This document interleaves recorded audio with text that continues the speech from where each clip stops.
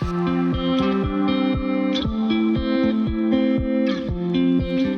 this is David of Inspect Canada. I'm on a brand new job site here today, and I wanted to talk to you about drains. Not all types of drains, but drains around the house, the perimeter drains that is designed to capture the rainwater and then remove it away from the foundation. So I'll give you a little bit of a history on perimeter drains. So nowadays what we have is what's called PVC. It's a white pipe, it's 4 inches, it's smooth, it's nice, it's very strong. It comes in long length so that you can do a proper slope with them.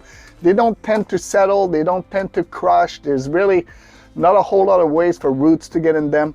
It's the best material out there, yet it does get clogged up anyways, but not as bad as what we had in the past.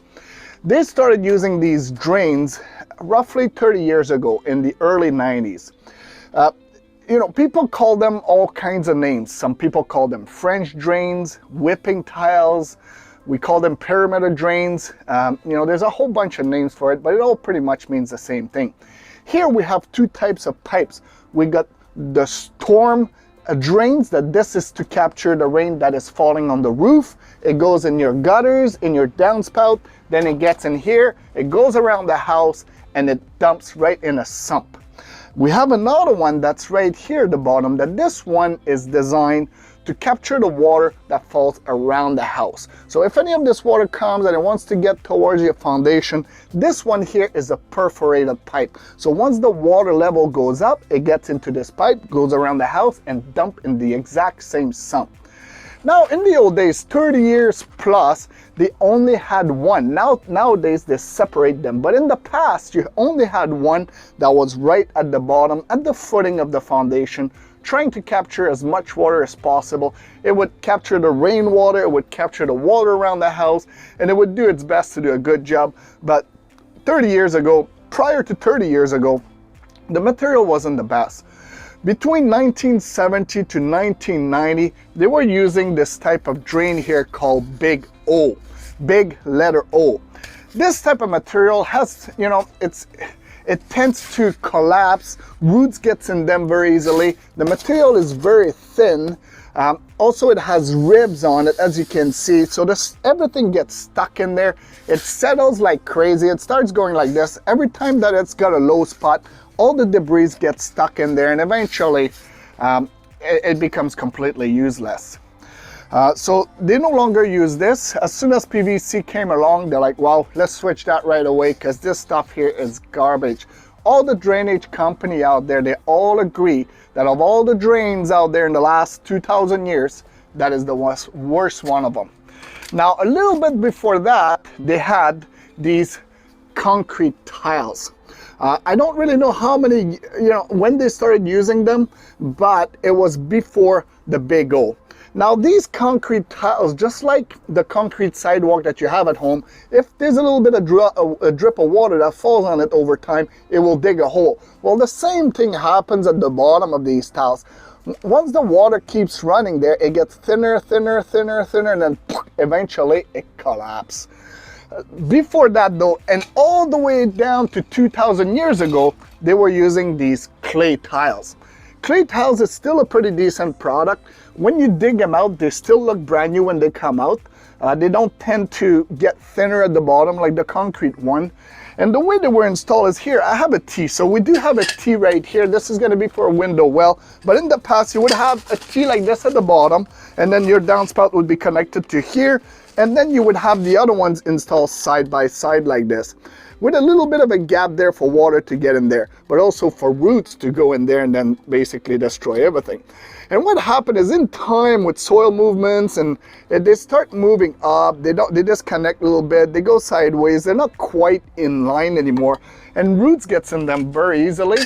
But the beauty of them though, compared to Big O, is that you can clean them. So you could have hydro jets done in them. If there's roots intrusions, they can put a grinder in there to try to clean this up. But if we're talking about Big O here, once you got roots in there, if you put a grinder to try to clean this up, it's gonna destroy the pipe. If it has to go around the corner, it won't make the corner, it'll go straight through.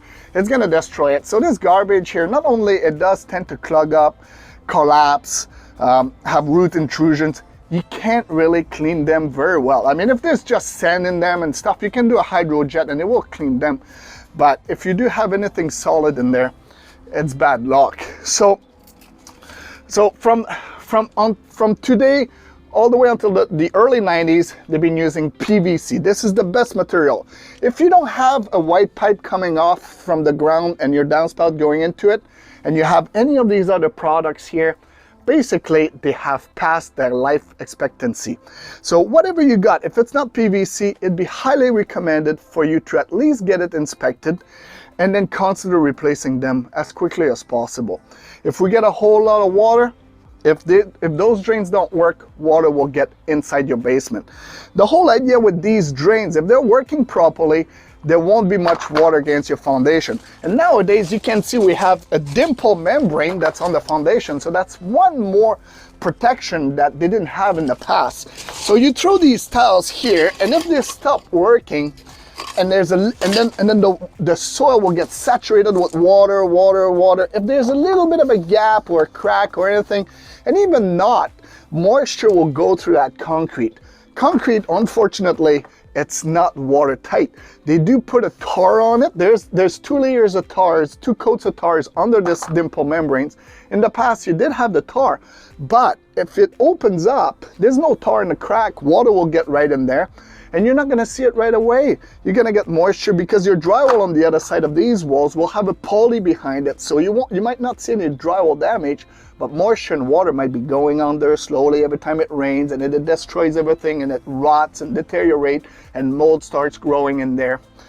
Drains are extremely important to have them in in good working order.